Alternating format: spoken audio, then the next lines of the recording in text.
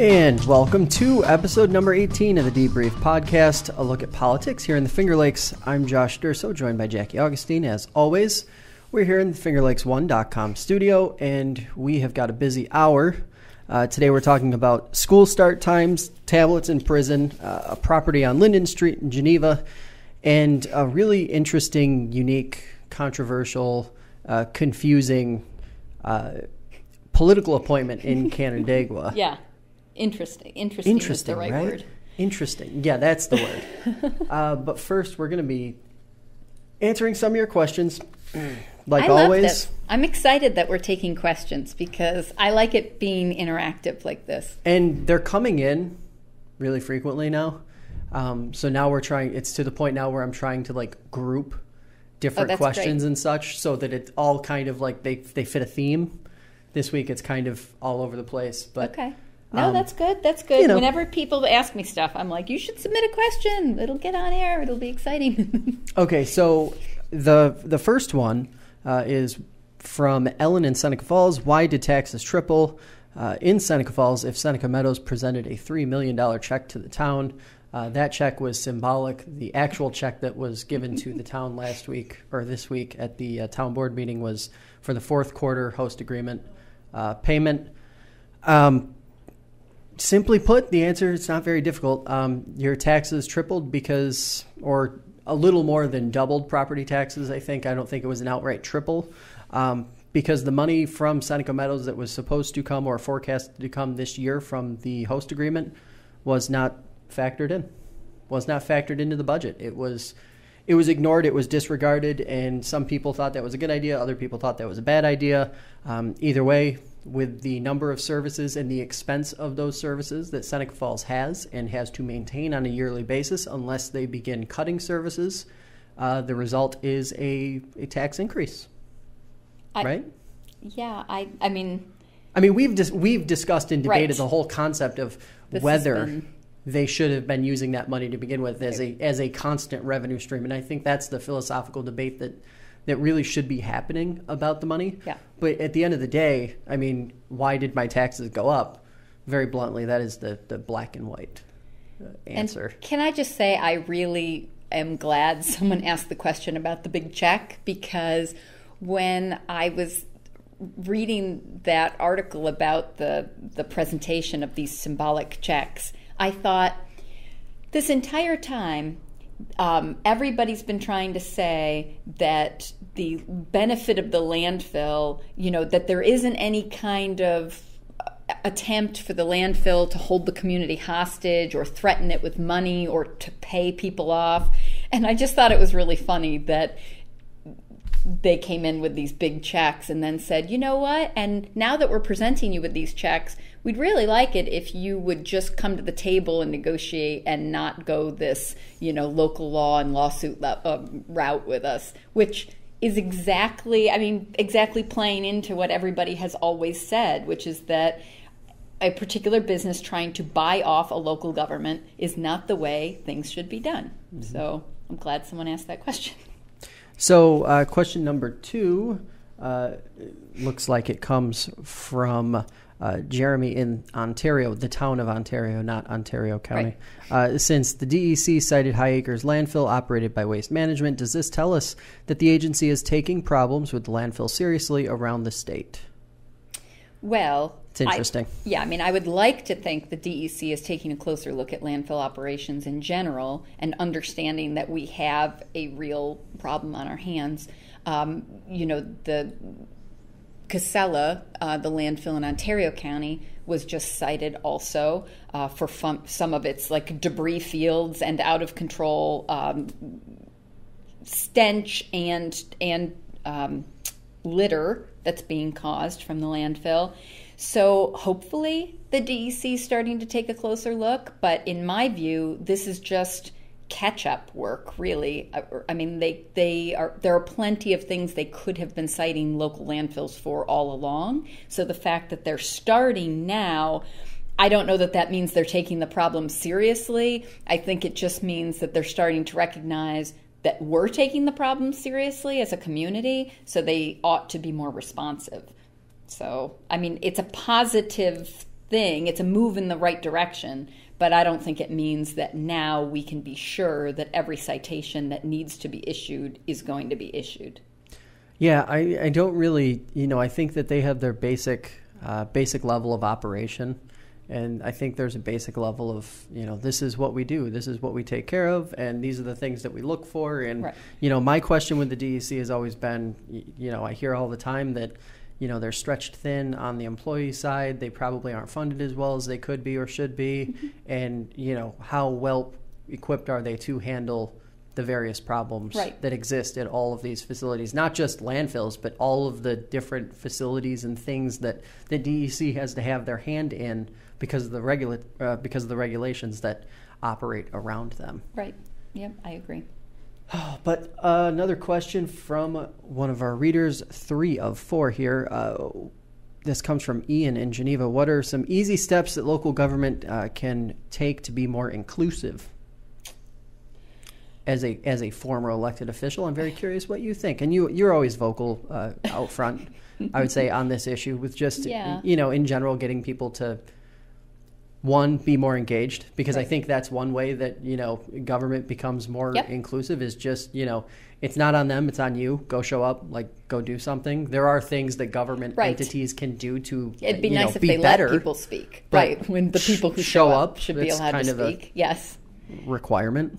I mean, I thought the question was funny because it says, what are the easy steps? Because what I think is easy, and clearly what other members of local government think are easy, are not the same thing. I think it's easy to just provide people a forum to air their grievances, their ideas, to participate in the process. But that has proven to be very difficult for the Geneva City Council, for the Seneca Falls Town Board. These restrictions, not only having to sign up in advance, but then having a time limit or having certain things be off limits. I mean, I'm not sure that the prohibition on saying city councilor names has been lifted in Geneva. I mean, I thought that was a silly prohibition in the first place, but I don't know if it was only about the Foundry issue. But yeah, I mean, the easy things would be just to relax a little and to let people participate in their own government. I would also say maybe part of this comes into prove that you're transparent and prove that you're willing to respond and engage right. with those folks.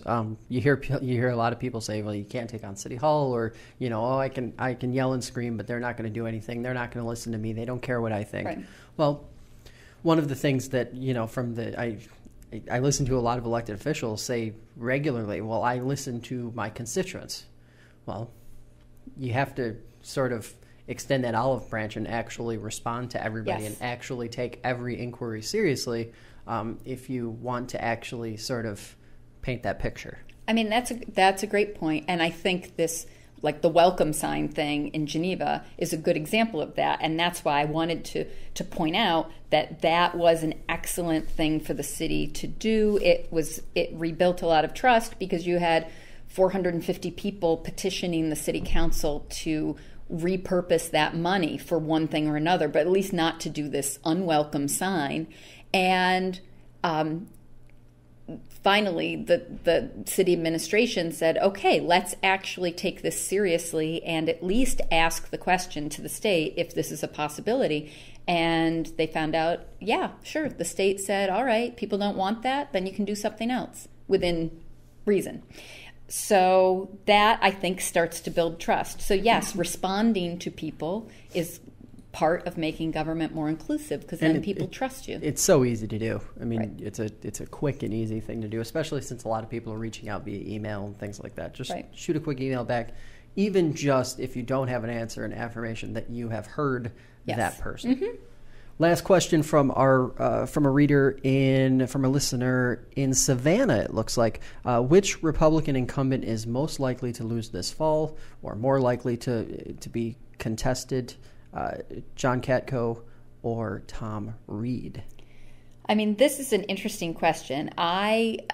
People who know me know that I do not trust predictions very, very well. I mean, I'm always skeptical of weather forecasts and political prognostication. So I would I don't know who's most likely to lose this fall. I think there's a huge groundswell of opposition to Tom Reed. I can't imagine that opposition is going to go away given his vote and statement last night.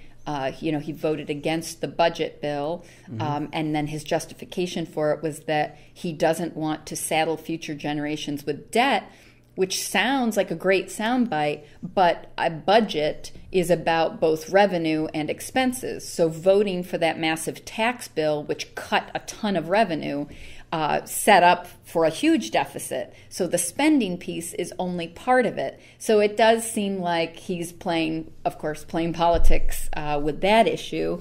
If anybody listens to his words carefully and sees how he tiptoes around the real issues. John KATKO has been far more moderate, although his margin of victory was much smaller, however you would describe that, for that seat this last time around. So he might be more vulnerable because he's in a district that would be easier for a Democrat to win. Right.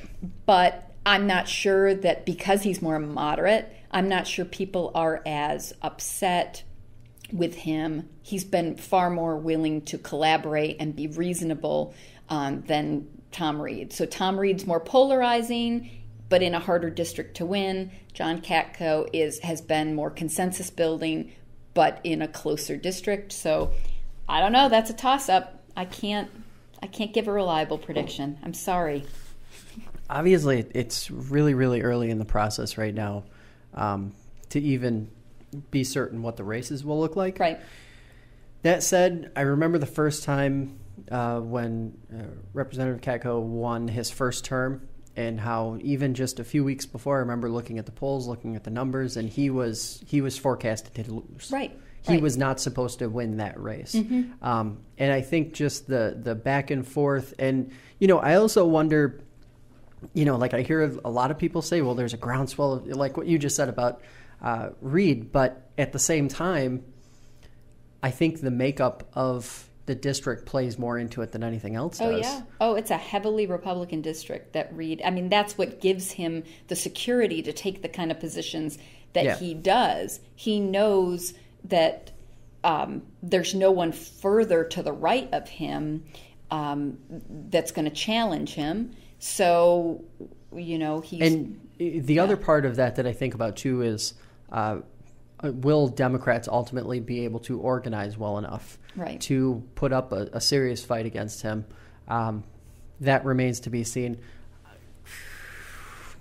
KATKO is probably the one who would be more likely, like as you said, to lose in a contested race. But at the same time, it could be one of those years where there's enough support on both sides, and the parties organize in the right way, and perhaps they are able to get some momentum and clear both of those seats. It would be an unbelievable. I would be stunned if both of those seats turned. Me I would too. be completely stunned. I think it's much safer to say right now that maybe one of them, turns over, as opposed to saying, well, both of them will turn over. Anyway, so that's it for the questions. Obviously, any questions you may have, send them to us, Facebook, email, however you got to do it. Or just find one of us and yell at us. That works people too. do that all the time. Am I supposed to be submitting those as questions? So, first topic up today, Linden Street. Talk to us. What's going on over there? What's happening? Well, that's a good question. What is going on? It's been in the newspaper really frequently over the last few weeks. Yes. So many people who've been in Geneva, have been down Linden Street, have seen this building that unfortunately is now half the building it used to be. And that building has a long history. It doesn't have utilities connected to it, so it's been a hard building to rehabilitate over the years. And last year, 2 years ago, there it is. This building. Yes. Yeah, that's its current state. So about 2 years ago, I guess now, it changed hands, a couple private entities, and ended up with its current owner, who petitioned the planning board to do this, which was to take down a portion of the building to allow outside decking for what would essentially be a bar. And I went and spoke against it at the planning board and said my fear, and I went and spoke at the council meeting after the planning board still seemed like they were going to go forward with it. I said, I really don't want to be here a year from now with this project, which seems completely impossible to accomplish, seeing the building up for demolition. So I didn't go to the last council meeting. Part of that was because there was a travel advisory, so I thought it had been canceled because we weren't supposed to be outside. But also because I am not the kind of person to say I told you so. So I didn't really feel that I had anything else to offer to that discussion other than that they shouldn't tear it down. But it did surprise me that some of the people who supported the project initially were surprised by the outcome. Because in my view, this was the course that the building was headed down, given what had been accepted to date. So, where are we now? There hasn't been work done on the building. The plan that was proposed was not finished. The city apparently did not require any kind of performance bond. So they let people come in with grandiose plans and they don't put in any protection to make sure those things get done or to provide some compensation when it's not done for somebody else to come in and finish it. Mm-hmm. That was an error. And so it's now one of these abandonment by neglect situations where a refusal to comply with the plan and a refusal to shore up the building leaves it in the property owner's hands to come up with a plan of what to do next. And the plan that was presented to the city council was that the only recourse is to demolish it. Now, city council has control over this process now. They could do a couple of things. They could accept the proposal to demolish and let him go ahead with it. In my view, that's the worst option. They could tell him his plan's unacceptable and ask him to come up with another plan, do a performance bond requiring him to actually make good on that plan, and see what happens. That, in my view, is a moderate solution. Or the city could say that the only plan that they will accept is fill in the blank, right? They would come up with something that would shore up the building and at least give some potential of not losing the facade and leaving that streetscape with a big empty tooth, which I have to say looks out on some parking lot that's not all that attractive, completely inconsistent with the kind of streetscape that you're trying to create and maintain on Linden Street. And then if the developer will not accept that plan of the city's, then he walks away and the city does it anyway and then recoups their expenses through legal action with the developer.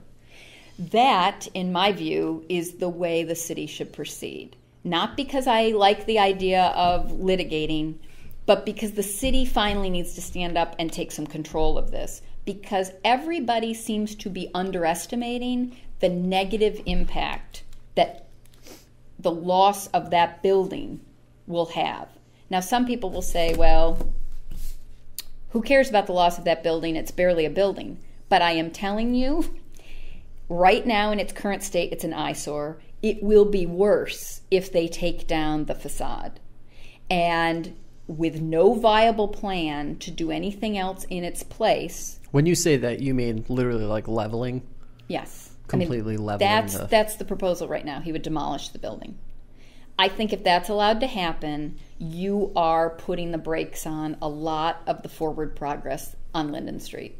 And the city needs to take a policy position that they've invested money and other resources into Linden Street and that they support those small businesses, and they're not going to let that happen. They're not going to allow one developer's inability to finish a project jeopardize all the work and investment of city residents through their tax dollars and the other businesses on that street.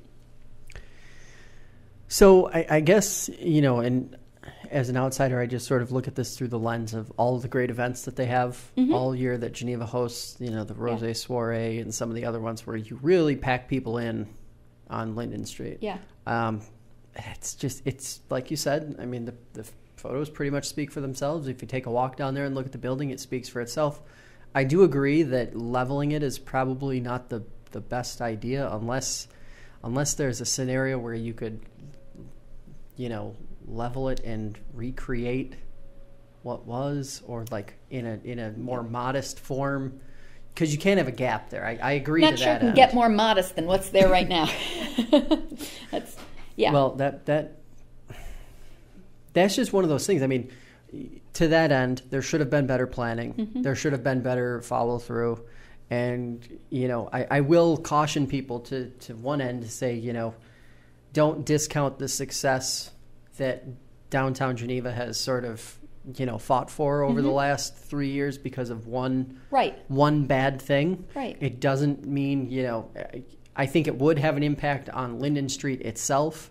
But at the end of the day, you know, the great restaurants and the business owners, and they're resilient. They will make sure that it does not impact their bottom line, and they will come together and make sure that everything is right when it comes to them, you know, this summer really executing their big time of year. Right. And, you know, it's a tough situation, but at the same time, you know, how looped in have the folks on Linden Street been on this process? Yeah, it was a controversial... Right. Are they going to be looped into the point where they're actually part of the solution moving forward? Well, I think they attempted to be, and I think that's the exasperation that you saw expressed at the meeting when Dave Linger, who owns several businesses, left the meeting. Now, I have to say that he represents a view that initially was supportive of the proposal,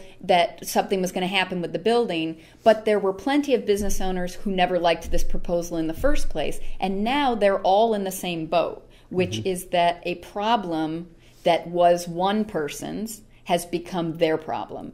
And I think that is, if there is one takeaway of how this particular issue actually relates to everything else going on in the region that we've been talking about, it's that governments need to understand that what they allow developers to do or not do puts a burden on the community, and they have to take that seriously. So by the city approving his plan without any guarantee that it would be done as proposed, they essentially put all of us, all taxpayers, all business owners, into the position of now solving someone else's problem. And that cannot be the way things are done. I mean, we're all in it together, which means everybody has to have a proportionate stake. And if a person is going to take on a project, they assume a certain amount of risk, and they have to be held to that. It's not fair to then dump that on us. It's the same thing that's going on with the incinerator, right? The guy says, well, I bought this property, now I can't do anything with it. Okay, not our problem. We didn't force you to purchase it. So same thing here. Nobody forced him to purchase a building that was going to need a lot of work. And the fact that he doesn't want to put in the money to do what it needs is not our problem.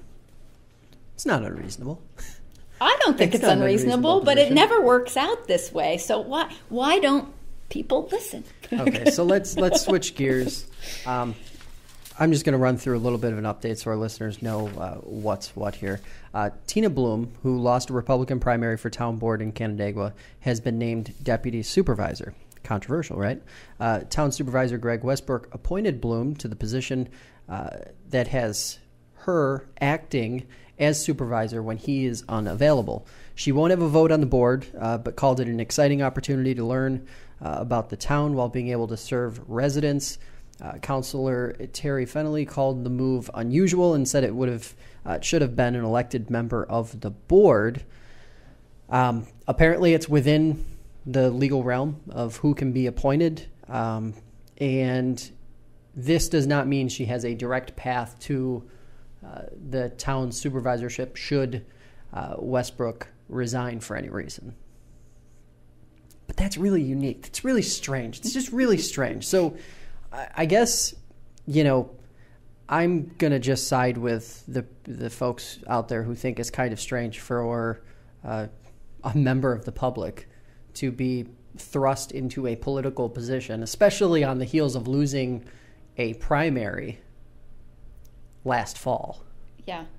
Strange, right? Have you ever seen anything like this? Did you know any such legality existed in the books anywhere? Because to me, that was like, wait, what? That can happen? Yeah, I mean, I know that if the language says you can appoint whomever you want, that really does mean whomever. Conditioned on them being willing to accept it. Like, I don't know. I don't know if the mayor of Geneva would appoint, Arnold Schwarzenegger his deputy mayor, but he might not take the job. But right. Yes, I think you can appoint whomever you like.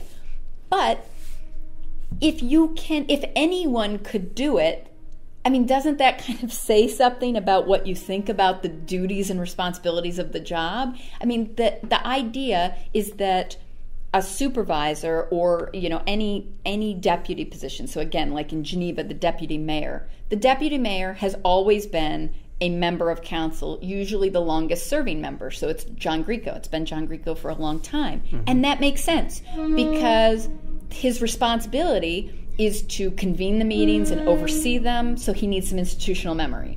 It is to conduct business when the mayor or the supervisor is not available, which means they have to be involved in the business so that there's a continuity of getting the job done. Right. So to pull somebody in and say, this person's going to serve if I'm not available, you've essentially expanded your board by one person, because if you're going to do the job well, you're not just the deputy when someone's absent, you're always the deputy. Like, you have to be part of the board. So to that end, a couple things that I wanted to also pull, a couple quotes from the Canandaigua Messenger story that actually spawned this entire discussion.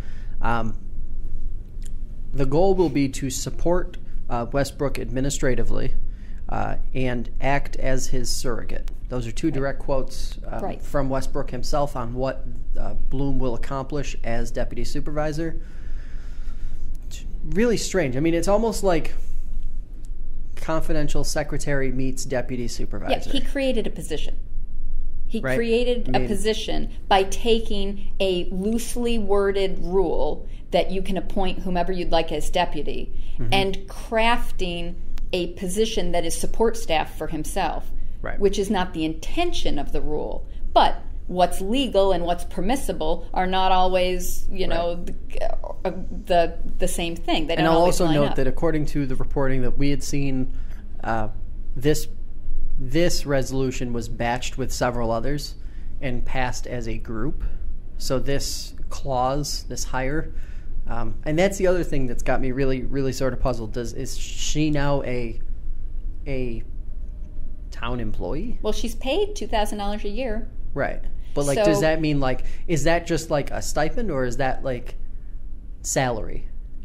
That's where it gets so great. No, I'm sure it's a stipend. I don't know. But I think if people are not concerned about this, they ought to be, because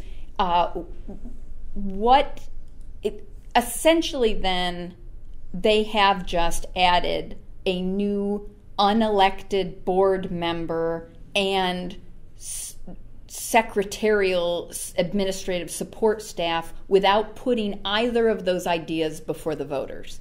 And to me, that seems like he's seriously overstepped the authority without alerting people that he planned to do that. And I'm surprised she went along with it, because I wouldn't want to be in a position like that. That seems like some kind of weird political favoring that people shouldn't be involved in. That does not boost confidence or trust in government, that's for sure. Yeah, it's a bizarre situation. And we should point out, it's not that there wasn't anybody on their town board interested or willing to be the deputy. There were at least, I believe, 2 people who were interested. So there are other Republicans on the board. Right.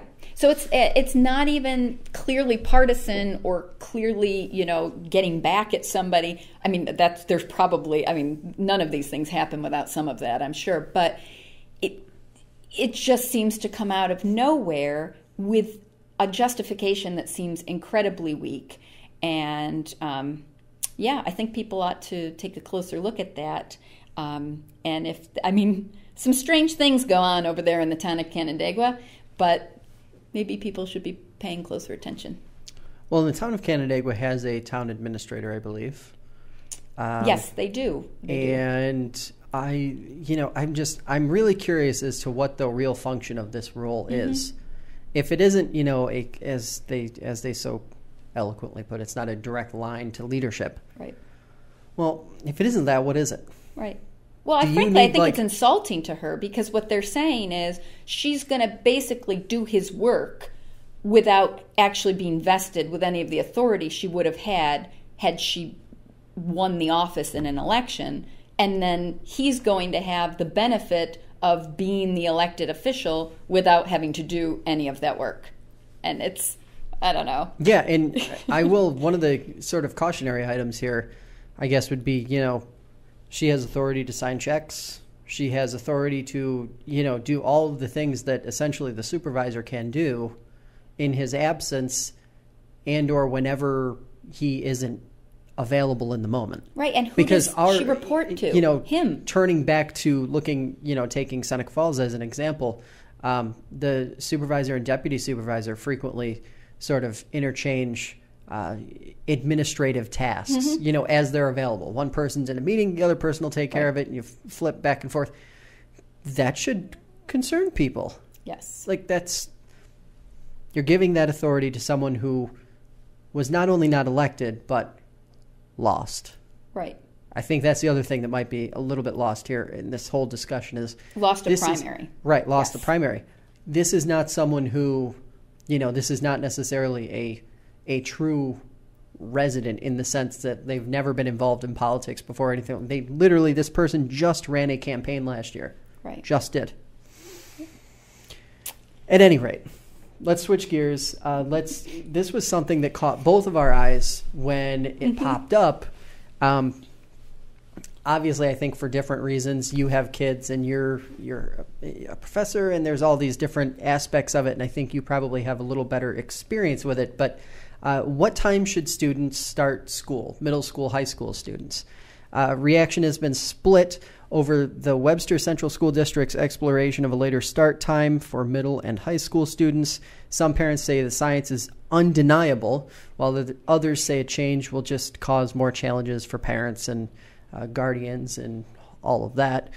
They've interviewed about 200 kids so far and plan to interview roughly 1,000 to understand students' sleep habits right now and what their sort of activity pattern looks like leading up to bedtime. How much homework are they doing? How late are they up doing homework? How early are they getting up? Excuse me. And then most of those 200 students have already said they get between 6 and 8 hours of sleep. This is where the science comes in. Experts warn that kids in that age range need upwards of 9 hours of sleep. So I ask you, Jackie, what do you think? Well, personally, I think anybody who has ever tried to get a teenager out of bed in time for a 7:40 or 7:45 a.m. start time knows that teenagers' bodies do not work that way. So it causes a bunch of stress and frustration for the parents.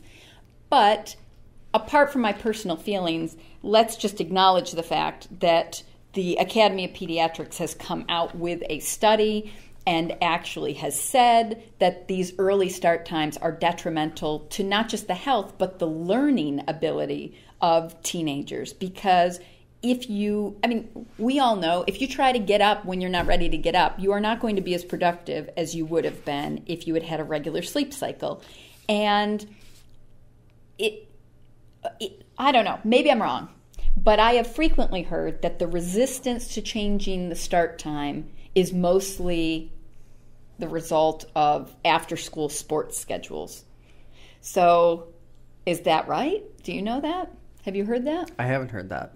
Well, I had heard that that was the only reason that school had to start as early as it does, is to accommodate travel, practice, and playing time for sports. I can understand that with some sports. You know, like I played golf in high school, and you know, in the fall you're always contending with, you know, earlier and earlier and earlier darkness falling, and you have a match that starts at, say, like, you know, 4:15. Right. You've got 12 guys that are going out and playing in foursomes, and you know, it cuts close sometimes. I'll take your word for it. I don't golf, but you know, I just think that it's something that could be worked around.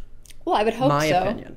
It's something that could be worked around, and you know what? If this is going to sound terrible, if students who are participating in sports have to have their schedules modified slightly to accommodate, you know, certain classes at certain times to accommodate the sports they're going to be playing in, and the only negative side effect of that is that the school has to do a little more administrative work in terms of creating these schedules. Right. I just kind of say, well, that's too bad for the school. Yeah. That's a real shame, right? Like, God forbid they actually have to do a little more to make the experience better for the student. Right. I mean, I agree with you. For me, if the school's purpose is to educate competent, intelligent, well-rounded future citizens of the United States, then it seems like whatever conditions are most conducive to good learning should be what drive the actual school's operating hours and principles. But that's not what's happening, right? Well, I mean, unless you just think science is a bad thing, in which case none of this matters, right? But if you actually believe that pediatricians know something about kids, and that psychologists and psychiatrists know something about adolescent development and mental health, and they are unanimously saying that schools should start more in line with when elementary schools start, which actually are kind of reversed. Elementary school age kids have an easier time getting up in the morning than older kids do. Then it seems to me like now the school has to provide an argument that says, well, despite medical evidence, we will proceed in this early start time. So and I think this will be a topic that we kind of re-explore approaching it from a different avenue, because I think this kind of lends itself to the entire K through 12 system that exists right now isn't working. It clearly needs to be rehabbed. And I even think, just in terms of, and you probably see this every day, are kids, when they graduate from high school, actually prepared for college? Not all of them. Correct. But I will also say, not all students graduating from high school need or should be prepared. Well, I mean, I don't want to say should, but like, college is not for everybody. And I think in general, schools do not do enough to celebrate what is unique about particular students and allow them to develop talents and abilities that will be productive and headed toward a career that doesn't necessarily include college. But that's an entirely different discussion. That has nothing to do with start time. But one of the things that I've heard from folks who oppose this, they say, well, this is just another example of coddling kids. This is just another example of making it easier. It wasn't easy for me.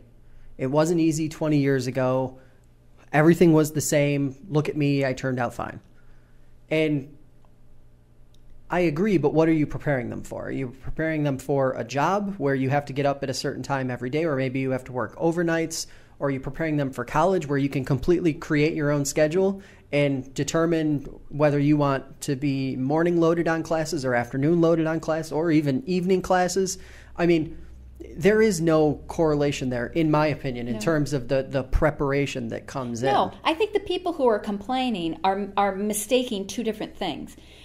Nobody is saying that what we should do is keep the start time the same and just not punish people who come in whenever they want. I mean, that would be setting up bad habits, right? This is about establishing a start time for school that actually makes sense and then sticking to it. So I don't think it in any way is coddling people. I mean, that's like saying well, I don't know. I could make all kinds of analogies. Probably would not be great here. But it's a really interesting topic, yeah. And it is something that we're going to have to talk more about down the road. And this is not the only district talking about this. I mean, I heard on the radio that Brighton's talking about this. Actually, if you look, it's the highest achieving schools that are always trying to tailor things in accordance with science to get the best outcomes for their students that are looking at changing the start times. So I say what's good for the best and brightest is good for all of us. So we should do that.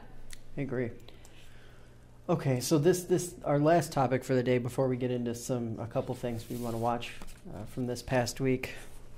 50,000 inmates are going to be getting, state prisoners are going to be getting tablets, like the tablets we use here on the show to determine, what our stories are and everything.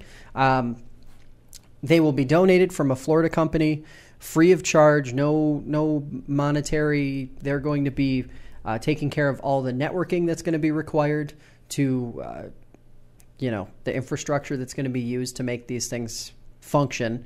And the specific tablet that's being used is called the JP5. It's a prison special tablet, essentially. It's on a secured network. It has access to only pre-approved apps and features. It doesn't have a typical internet browser or camera. Each one will come preloaded with certain pre-approved books and educational materials.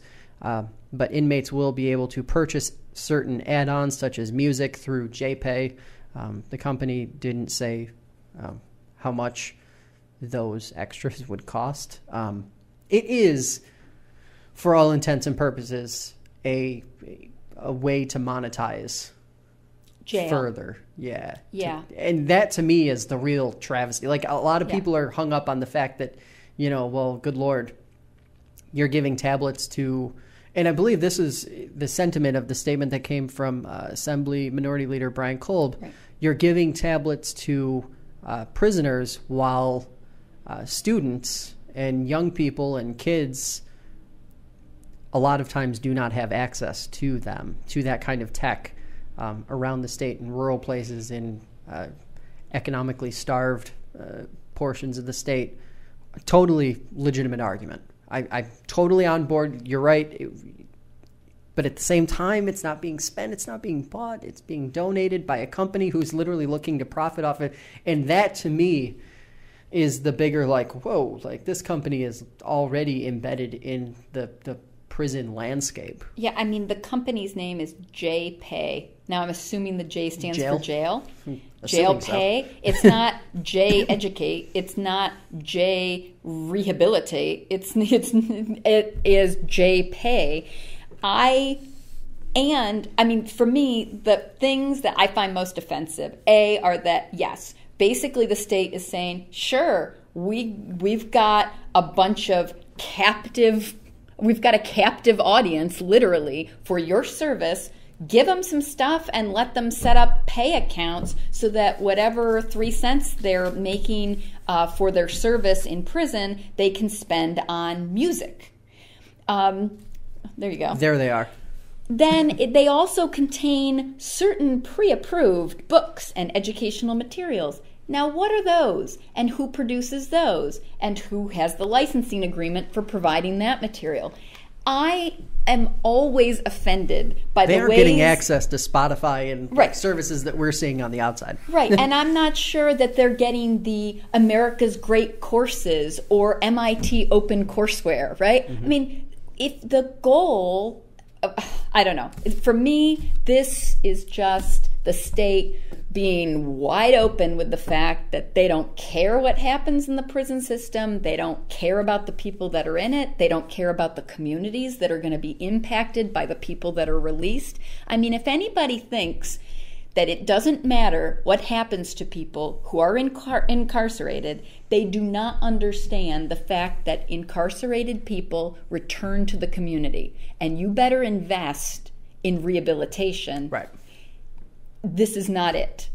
And I mean, I agree with Assemblyman Kolb's position that this is a bad idea, but for wildly different reasons. For me, it's not like, well, look at, they're getting something that our kids can't get. I wouldn't want my kids to have access to this either.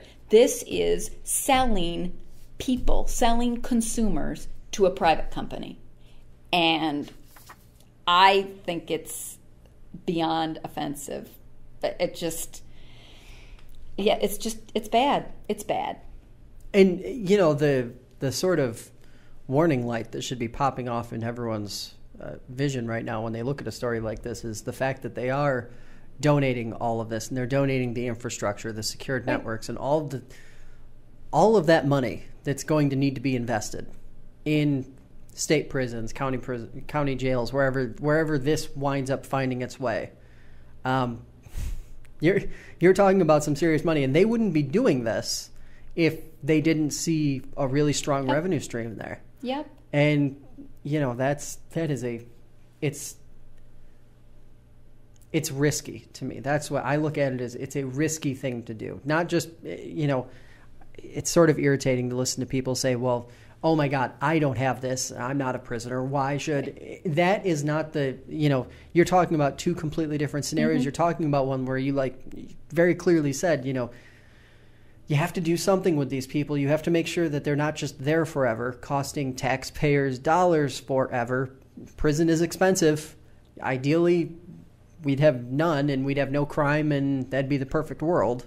It's not the way it works. But, you know, it's for the wrong reasons. Right.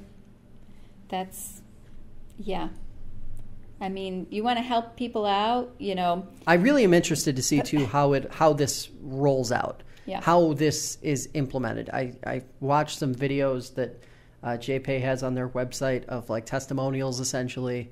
And I've seen some different news reports in Florida where this has been done, and it does seem to have a positive impact. It gives the people who are in jail something positive to think about their learning. I get that. That's great. But behind that is a company that's just straight up profiting off of people who are caged. Yep. It's just it's strange. Wrong. Okay. Here we are. It's the end of the show. Okay. What's your story to watch this week? My story to watch is the trial that's going on with Percoco, Cuomo's affiliate, who's on trial for these kind of big bid rigging scandals with this economic development program. But it's less about just the trial and more about the talk going on about it. So Senator DeFrancisco from Syracuse had a press conference. He's now announced he's running for governor. But he had a press conference that said, see, this corrupt administration, we've got to restructure these economic development programs and do away with this. And the thing that nobody is mentioning, except the news reporters who are reporting on the case, is that the way these pay-to-play programs were allowed to run was through the LLC loophole. And the judge had to keep repeatedly interrupting and instructing the jury that the LLC loophole is legal, even though it sounds bad that these people were creating these LLCs and diverting hundreds of thousands of dollars to the campaign. It's legal. Mm-hmm. And I'm not saying that doesn't mean they're not guilty of other stuff. But the fact that the judge had to explain to the jury that this thing, which sounds like a scheme, is actually approved by the legislature is something nobody on either side of the aisle wants to comment about, because everybody on both sides of the aisle is benefiting from it. And it's something that DeFrancisco and his Republican Senate majority, including former Senator Nozzolio, were key in squashing. And that needs to come out. That story needs to be told, and that loophole needs to be closed, or you will have... It makes no difference who's occupying the offices if the structure and the system is broken. I don't mean to say that. There are some good people who get into elected office who don't participate in this kind of scam. But if you look at the campaign finance records, there are very few local elected officials, our state officials, who have not benefited from the loophole. And I don't want to hear anything out of their mouths about caring about ethics if they're not going to fix that, because that is at the root of this corruption problem. It was at the root of Sheldon Silver's. It was at the root of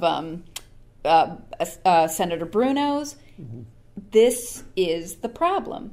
Campaign finance, and particularly the ability for people to give money anonymously. And it's so against every American principle.